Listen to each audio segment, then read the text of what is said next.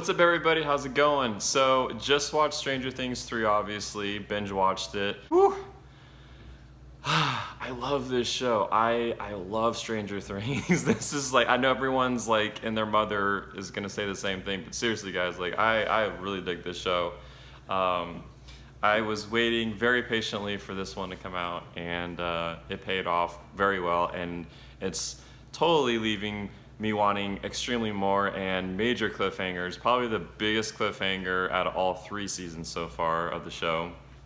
So let's get right to it. So it opens up a year later, showing us that now the Russians are trying to open up the portal to the Upside Down to Hawkins, where we have Mike and Elle making out and digging each other, and just basically showing us where they would be at the end of season 2. Went to summer camp or something like that because he just got back from nowhere camp, I believe is what it's called. Jonathan and Nancy are still together. Steve is now working at a ice cream parlor.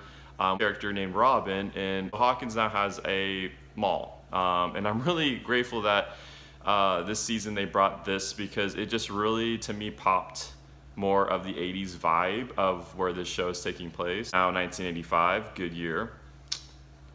So yeah, I mean, we got Hopper still doing his thing with, being police chief of Hawkins.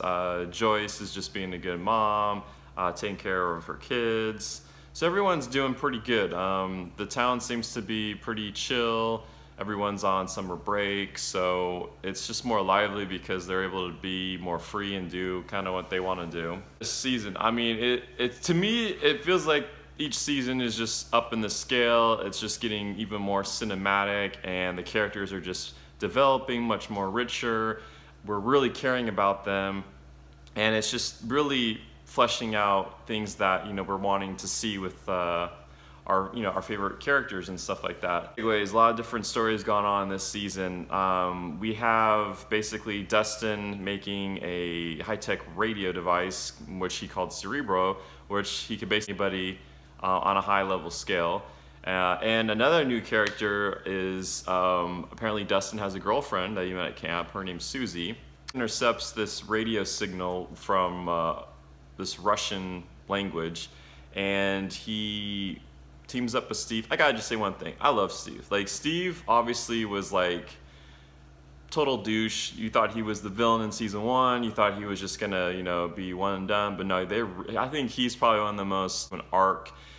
I mean, he went from total darkness to light. I mean, caring for these kids. It was really cool because each time the kids would, come into the ice cream where he worked, Robin, who works with Steve, would always be like, "Oh, your kids are here." Like, so he's like the dignified uncle or stepdad of these, guys and stuff like that. So I thought that was really cute and endearing that Steve really cares about these kids still after what they went through in season 2. So basically, Dustin and Steve team up. They're trying to intercept this radio signal. They really having a hard time encrypting it.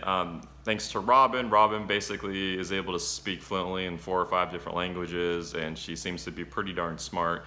She helps them. She encodes it. It's got this weird password phrase, and they're able to figure out. Turns out there's this secret hidden bunker right underneath the mall that the Russians are basically taking over, and they're building another machine to open, like I said, the portal now in Hawkins, not in Russia, because that machine malfunctioned. It didn't work. So yeah, they're on this adventure, Steve, Dustin, and Robin, with that. And then we got Eleven and the gang doing their own thing. The Mind Flayer is back.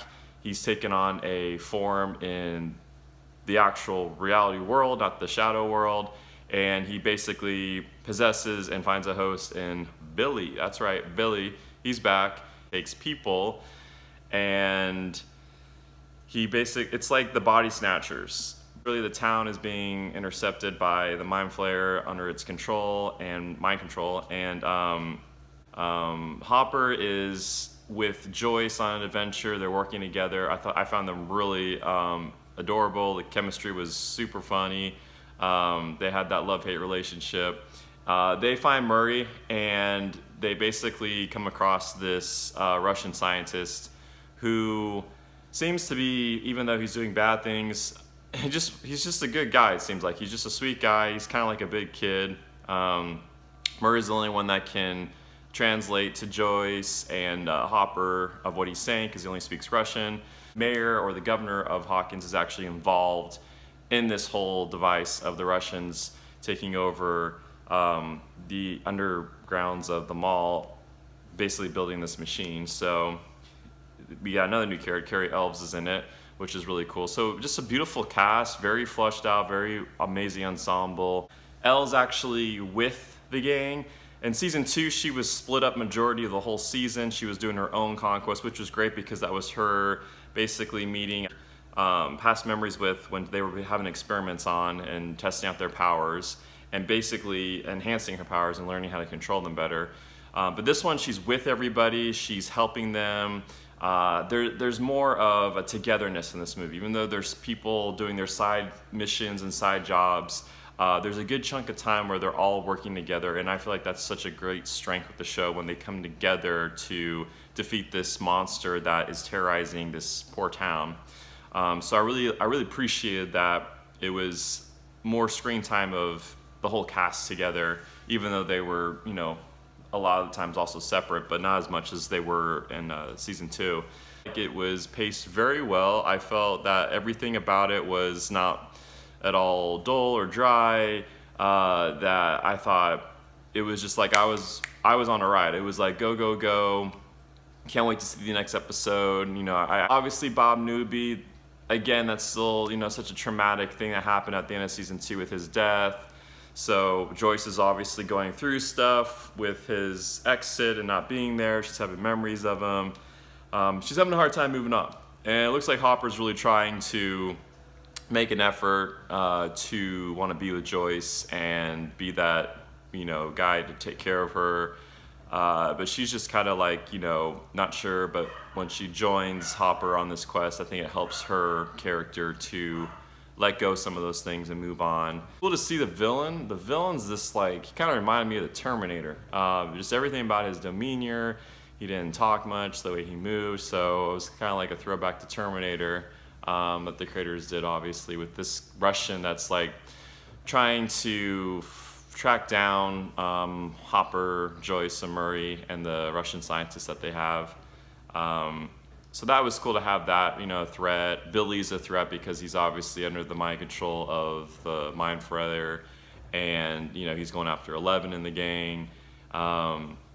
Obviously Max is back. I like the whole plot where Max and 11 or L are besties now. Season 2, they were Elle want nothing to do with her. But now they're besties. Max basically helps Elle with the new look, so they get even more 80s, more color in the show. So I like that whole segment with them going to the mall, shopping, eating ice cream, taking back some justice with, mean, popular girls that want nothing to do with them. So it was cool to see that whole coming into age, also continuing with Elle and Max about, boyfriends and breaking up with them, and we don't need boys, we just, there's so much more to do in this world, which was cool. I mean, they're really developing. These kids are growing up super fast, but that was fun and cool to see, that whole young adults and trying to figure out girls, and the girls trying to figure out the boys, kind of a thing. Just a lot of real stuff, a lot of stuff that we grew up with as kids. Okay, let's talk about the end. So the end was intense. I was really shocked. I have so many questions. First off, is what the heck with Hopper? I don't know what's going on with Hopper. If I don't want to say too much. I know I said some stuff, but I feel like there's some other things that I don't want to spoil, big important things. So there's a question in the end of the movie about Hopper. I'll just say that. Joyce takes Will and Jonathan and Elle, and the 4 of them, there's this beautiful closing scene of everybody helping them move and getting their stuff in the moving truck, and there's this awesome narrative of Hopper he basically wrote a note that Joyce found, that Elle saw Joyce find, and it was for Elle.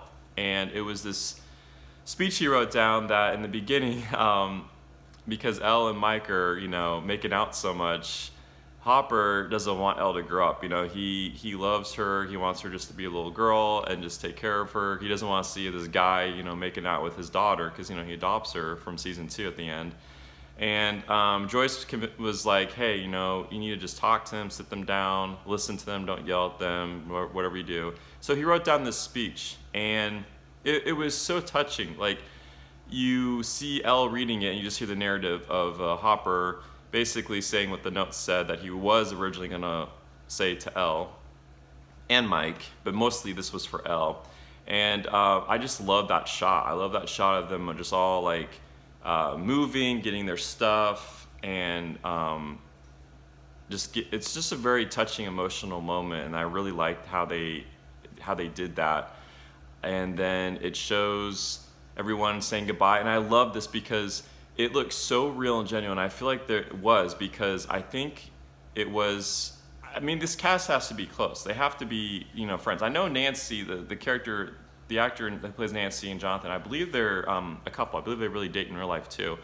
So I feel like everyone's very close. And when they were saying goodbye to Joyce and her family and Elle, like, you just really see the genuineness and the tears, and that was also really touching and emotional too. It was like them saying really goodbye because the show's wrapping up, the season's over, and these characters are moving on. So there's this really great shot of Joyce just looking around her empty house. This is where, she raised her kids, closes the door, and you're like, what? Like, that's the end? Like, what's gonna happen? Like, where's Joyce and Elle and her kids going? There's a post-credit scene, so definitely wait for it. It shows going back, as the very beginning of the season it was in Russia, and at the very end it goes back to Russia, and it's basically showing the Russians are still up to no good.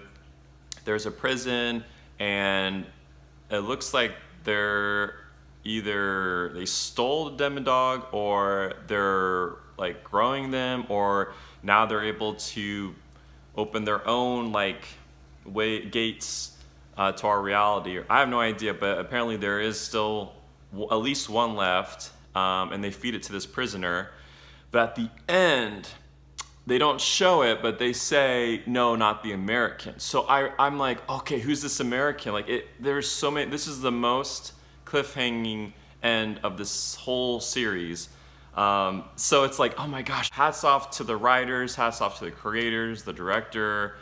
You guys did a fantastic season. It was so great. I know I'm leaving so much out, but seriously, within 8 episodes, there's just so much going on. So guys, definitely check out season 3, obviously about the season and, the characters, where they were at and everything, and just kind of have a discussion about it. So let me know what you all think. Have you guys seen the season yet? Which one do you like the most so far? And don't forget to hit that like button and subscribe to my channel. And yeah, guys, so thank you so much for watching, and I really appreciate it. And thank you, Dufo Brothers, for continuing this amazing story that you guys started back in 2016. I love it so much. I'm so grateful for it, and I can't wait to see what happens in season 4. So thanks so much, guys. Have a great day. Much love. Talk to y'all soon. Take care. Bye-bye.